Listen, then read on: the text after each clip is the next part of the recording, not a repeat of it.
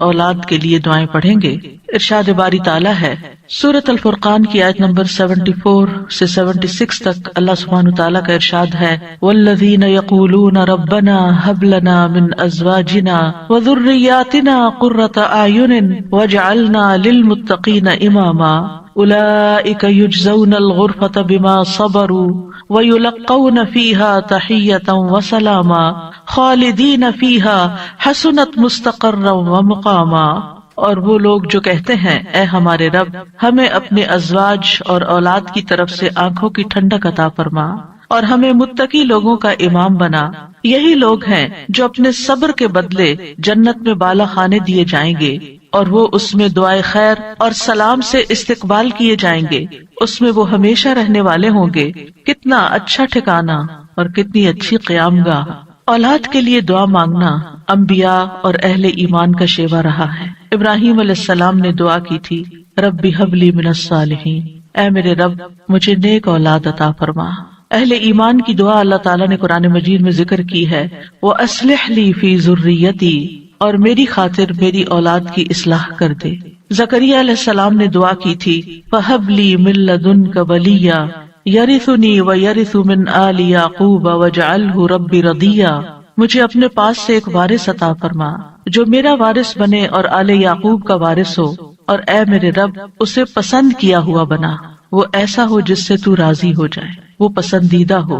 ابراہیم علیہ السلام نے دعا کی تھی رب اجعلنی مقیم الصلاۃ ومن ذریتی ربنا وتقبل دعا، اے میرے رب مجھے بھی اور میری اولاد کو بھی نماز قائم رکھنے والا بنا، اے رب میری یہ دعا قبول فرما۔ اہل ایمان ہمیشہ اپنی اولاد کے لیے دعا کرتے ہیں۔ سورۃ الفرقان کی جو آیات میں نے آپ کے سامنے پڑھی ہیں یہ عباد الرحمان سے متعلق آیات ہیں کہ رحمان کے خاص بندے، رحمان کے پسندیدہ بندے اللہ تعالیٰ سے دعا کرتے ہیں کہ ربنا ھب لنا من ازواجنا وذریاتنا قرۃ اعین، کہ اللہ ہمیں اپنی ازواج سے اور اپنی اولاد سے آنکھوں کی ٹھنڈک عطا فرما۔ یاد رکھیے یہ دعا ہر صاحب ایمان کا شیوا ہے، ہر مومن کو یہ دعا کرتے رہنا چاہیے، چاہے ہماری اولاد نیک ہی کیوں نہ ہو، چاہے وہ فرما بردار ہی کیوں نہ ہو، چاہے وہ قرآن کی حافظ ہی کیوں نہ ہو، چاہے وہ دین کی عالم ہی کیوں نہ ہو، پھر بھی یہ دعا مانگتے رہنا چاہیے،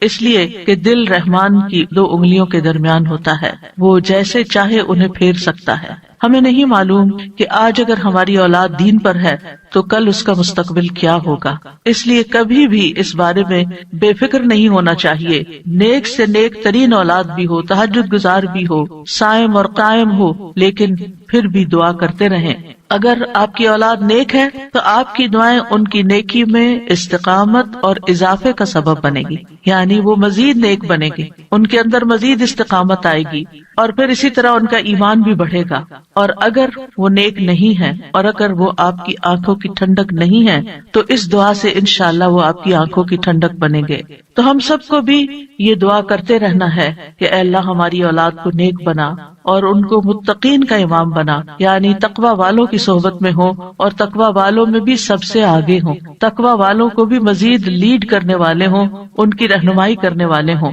اور پھر یہ کہ وہ ہماری آنکھوں کی ٹھنڈک بھی ہوں، یعنی جہاں وہ رب کے پسندیدہ ہوں وہاں وہ ہمارے لیے بھی باعث سکون ہو۔ اس کے ساتھ ساتھ انسان کے لیے لازم ہے کہ وہ اپنی اولاد کی نیک تربیت بھی کرتا رہے، کیونکہ تربیت کی کوشش کرنا جو ہے ایک صبر آزما کام ہے۔ اسی لیے اس آیت کے بعد جو آیت آتی ہے اس میں صبر کرنے والوں کی جزا جنت میں غرفہ بتائی گئی ہے۔ عربوں کے ہاں گھر کے اندر جتنے بھی کمرے ہوتے ہیں ان میں سے سب سے بہترین کمرہ غرفہ کہلاتا ہے، یعنی سب سے اعلیٰ ترین درجہ۔ تو جنت میں بھی جب غرفہ کی بات ہے تو اس سے مطلب کوئی ہائی رائز بلڈنگ نہیں ہے، کیونکہ وہ ایک جگہ پر آتا نا کہ غرفات پر غرفات مبنیہ ہوں گے، تو اس سے مراد یہ ہے کہ جنت کے اعلیٰ ترین مقامات اللہ تعالیٰ ان کو عطا کرے گا جو صبر کے ساتھ تربیت بھی کرتے رہیں گے اور صرف اپنی تربیت اور اپنی کوشش کو کافی نہیں سمجھیں گے بلکہ اللہ تعالیٰ سے دعا بھی کریں گے۔ اور بہت دفعہ ایسا بھی ہوتا ہے کہ ہم تربیت میں پوری کوشش کر لیتے ہیں لیکن اس کا اثر اولاد میں نظر نہیں آتا،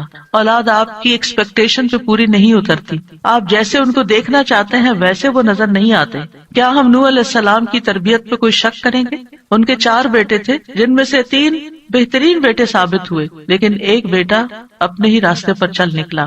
اس میں انسان کی کوشش اگر ہو اور انسان کے بس میں ہو اولاد کی اصلاح تو وہ سبھی کو سیدھا کر کے رکھ دے، لیکن یاد رکھیے کوشش ہماری، دعا ہماری، اور اس میں اثر ڈالنے والا اور اس کو ہماری آنکھوں کی ٹھنڈک بنانے والا صرف اور صرف ہمارا رب ہے۔ اس لیے مومن صرف اپنی کوششوں پہ بھروسہ نہیں کرتا بلکہ وہ اپنے رب کو پکارتا رہتا ہے۔ اور پھر عام طور پر یہ ہوتا ہے کہ ہم اس دعا کو اپنی دعاؤں کا حصہ نہیں بناتے۔ ہاں، جب اولاد کی طرف سے کوئی تکلیف پہنچتی ہے، جب وہ ہماری کوئی بات نہیں مانتے یا ہمیں ناراض کرتے ہیں، تو پھر ہمیں خیال آتا ہے کہ ہمیں دعا کرنی چاہیے کہ ان کی اصلاح ہو جائے اور یہ سیدھے ہو جائیں اور ہماری آنکھوں کی ٹھنڈک بن جائے۔ یاد رکھیے یہ صرف اولاد کے بگاڑ کے وقت کی دعا نہیں ہے بلکہ ہمیشہ یہ دعا کرتے رہنا چاہیے۔